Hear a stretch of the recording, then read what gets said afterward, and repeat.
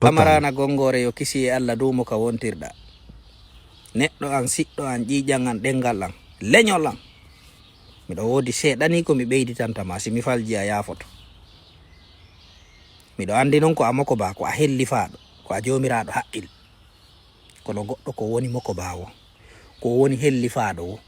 ko o mari faamu e haqqil o feƴƴali ɓeyditanede seede muɗum goɗɗo ko woni hellifaɗo o mari haqqil wo ko yo aru ha ka nulaɗo o fowtoɗo kono sahabaɓe makayno makuji qur'ana ara confirma wahayu ɗi watte ay ka qur'an en ala e addude ɗiɗo fiita yewtere nden juuto sahabaɓe makanayno nulaɗo maku ɗum watte ka qur'ana Allah confirma ɗum wonta ton ɓe makayno makuji ɗum watte ka julde andi ɗum no holli haqqil goto na haqqil ko jogiɗa faamu ko jogiɗa gandal o ko Allah hokkuma no wodi ton piiji go kadi tawata a wata heɓude ɗi ko be heɓa yimɓe yaadeteɓe nde Allah noon no walla ma ko yimɓe kelɗuɓe o pooɗa taw ɓanna binde ma ina yimɓe dolnuɓe tun ko yimɓe kelɗuɓe si wiyama kelɗuɓe kono sifortani kelɗuɓe ka sala kon mi falama yewtude fiitami jonnu miɗo tanƴini hikka hiiɗo yewtereji boy ko yewta e hoore ma yimɓe kon ma yennude ɗo sabu on ɗum ko yaltuɗa ɗo wiwɗa a o lanɗo amen ɗo himo duwa ñeñinde o sendidira hakkunde makko kanko e o dariɗo ɗo no cukko ngol leñol sabu menen mi wata tawtude ɗum ɗo ko haqqe ma hiɗa mari gonga ko gonga ma sabu kala ka tawtuɗa iwatako a pullo kono a hi'i ɓatun a tawtali ɓe a tawtali fandandu e maɓɓe on andi ko yo leñol ma ngol yenne ngol piye ngol ware haranaya haalu an on ko ya naato tun nder ton heɓa ko ñama heɓa ko yara heɓa ko walɗa fanka bude munna gite maɗe faminarena ɓinete ko a patriote ginejo pullo fuuta hiɗa e jang fannima a feññinali an kadi ɗa faala ko ɓe faala kollagini ko wiyete laamu fewjugol hande kami woni ɗo si mi waɗano vidéo mi feññini yeeso am mi feññini hoore am mi feññini ko woni e an kon mi yahayno lagini mi naata mi yalta mi naata mi yalta mi naɓida yimɓe ɓen fof ɓe nami wala o ko guine joni ko patriote joni ko ɗum ɓe wiyaynola kono ɓatum mi holli mi tawta toñowo mi tawta warowo hande si mi yehi lagine ɓe innay ko mi woni ennemi numéro 1 leydi ndi miɗo andi ko a jomiraɗo haqqilgoy komi yewta ɗo ko haynto mosiɗɗo am ƴiƴan an enɗan an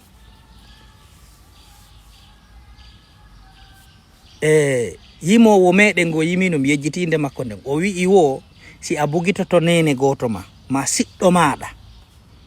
ma ɓiɗɗo ma neɗɗo ma do ƴiƴam maɗa wo bugitor mo yeeso ma yejjiti ko mbo yimono ɗum yewtere sellude kelɗude ɓeydande haqqil eyo hande lagine a hi'i mi wata lintude yimɓe dariɓe ɗo yennoma kono ɓe fof kadi an kadi ɗa hiide ɓe yuma ɗo a janga ha hande a waɗali hay examen a nata l'école sifa ma ko haalata kon ça veut dire ɓa haray an on a waɗali Gamal Abdel Nasir e hiyande maɓɓe a waɗali e Harvard e Sorbonne ma sifa ɗum par ce que haalayɓe ma ɗum ɓen kadi a taway ɗa mari haqqille ɓenduɗe ɗa mari hiyande si a jaɓi gollirde nunɗal e laaɓal wallahi ɗa mari haqqil ɗa mari faamu hiɗa yiɗi ko ma ɗa yiɗi mo ma ɓuri ɓen kono neɗɗo on ko haa ka Allah holli mo ɗon ko haa ɗon o hiyata en tori Allah yo Allah hollu en ɓuri ni ɓe darike ɓe haalima ɗo haalaji fo ɗum fof on tigi no yiide sabu hon ɗum ɗa yalti tun an kadi wiya tawta yo leñol ma yenne andi sa yaltunoɗo ha modi sele ɗum lagine fof ko fami enen fof koye hunde wotere président o ganda wi ɗum yaltuɗa ɗo waɗɗa sifano woɓɓe go woni e waɗirde ayi waɗuɓe ɓen ɗo wiya ka jangga ka te woɓɓe maɓɓe no toon sa windiri wowru a masiri undugal ɓe wata jangude ɗi kono an ɓa tun a yalti a wiya tawta yi ko ɓe on ma wiide ɗum ɗo fof no holli ko pullo fuuta wiyata hay amanɗa gañoma e feto ɗa andi feto ɗa andi Fuuta Jallo ko wiyata ko a wiccimo loopal ko wallahi wa billahi wa tallahi kala ko huwuɗa e feeɓe ko zéro ko ɓe utilise ɗum no holli hinaya kenkito mi anda si ɗannana ngal pulal andi lekki sikki mawni ki tiiɗi ko yaru kenka ki taroɗa kenka acca ki hitande duuɓi ɗiɗi ki yorana hoore makki ki maya kiyana ta jaɓu bonnude entourage ma o ɗaɗi maɗi yimɓe ɓe naɓi daynoɗa hande wano mabori en yimɓe buyno ton sukaɓe wonnoɓe ka axe hita jaɓu dole maɗen ɓe sukaɓe ta jaɓu ɓe nangue soke majjine neniraɓe meɗen wano nene usu wano mabori en wano woɓɓe goo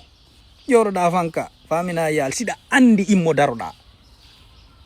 par ce que ko ɓe woni ƴiƴam ma ko ɓe woni yimɓe ma billahi ko ɓe yiɗuma ko wiyata ɗo Dumbuya no andi wi ɗum Dumbuya wiyata réseaux sociaux mo connecto tumo waɗa scroll Burama Konde en faalilu Dumbuya en ɓe yiwata ɓe no mari yimɓe no hiide piiji ɗin fof kono wallahi wa billahi wa tallahi koko LCC woni wadde lagine sina laamu ngun no tawti mo ta julɗo daro juulanmi iɓe andi fi mum ɓe tawti iɓe woni pour à 1000%. donc min ko minatama koye gollir famuji men ɗi mi anda an ko a neɗɗo an ko a siɗɗo an ko a ƴiƴan an kadi anda wano ɗum tawa ɗan sadaka dey mi wattama sadaka anda ko mi woni doole maɗen ko an woni doole an ɗen jogodiren tamodiren ɓe sa waɗani ɓe on ɗum de ko ɓe ƴetta ɗo tum ɓe hokkama ko ɓe sodanta jonatama ɗum bo koye fende mois ɓe inna signal piiji ko a makko ba ko helli fata ta jaɓu ɗum enen fof kaka Allah fewruɗe en fof an womi en fof kaka Allah fewruɗe kala ko huuɗa ɗo a daroyto yeeso Allah guirritoɗa watta yila ɓe kala ko waɗanɗaɓe ko ayiɓe mani ayiɓe leñol ma daari sukaɓe wali ɓe kaberɗe ɗon ɓana fi koye ɓawa maɗa ande goreɓe ma jelo siɓɓe ma jelo pay koye miññira hoye ma jelo e wara ɗon e hoore fi ɓe yalde tun ɓe ni mene men wona d' accord tawata kadi na kalum ɓe yata ina ka pale ɓe yeyi koka ɗuma ɗon ɓe ara ɓe fella ɓe ɗon anani ɗum no haale a sikkude hande siko pullo laamino ɗum wara wadde harano fen ɗo ɓe ƴettal disposition ɓe formi rébellion ko mbo adi nadde rébellion lagine fokkintini nadugol si tawno ko pullo Fuuta wanno ɗum hi sikun ɗum sikkuɗa ko mbo dari wi fulɓe ɓen hiɓe waɗani maninkaɓe ɓe mbakono haalirno noon wono waɗani ɓe ndiyam poson ko mbo waɗi yalde ɗum piiji ɗin ta jaɓu yejjetude mi tororima Allah taguɗo ma addi kawre leydi ɗo kanko tu woni dolumɗo ko heddi kon fof ko pagay tororima Allah dartite hoore men ta jaɓu ayi ɗo a yennama ɗo hoyreji fop beru yimɓe ɓe onɗa e naɓudude seeɗa nder to wano fulɓe kadi jokkuɓe nder ton paykoye ɗandi ɓe ɓa tum ɓen ɗon ɓe tawtade ay goɗɗo no yalta yenna ɓe billahi wallahi koko LCC woni wadde Dumbuya en no woni pire ɗum pire ta sendu kile on ñalle jam saɗi mon kileɓe tawi ɗum tawi kaarijo an saɗi ma oɗa ala e golde saɗi ma fop ko gotum Dumbuya LCC ɓe fop ko ɓe yuppoye wanci oya ƴettalɗo oto mum yehi tappi mawɗo wari mo a sikkude ara ko mi wanno ɗum ma an wontirɗo kay yif DG mo haqqil mo jaɓa on ɓe condamné mo faddima mo heddi gurdam oya suka yimayɗo kono de yimuɗo hoyre nde kono ay o yehi ɗo ƴetti oto makko o tappi mawɗo o wari mo o naɓa o ñaawa balɗe ɗi tati ɓe accitimo ɓe inni aray tigi on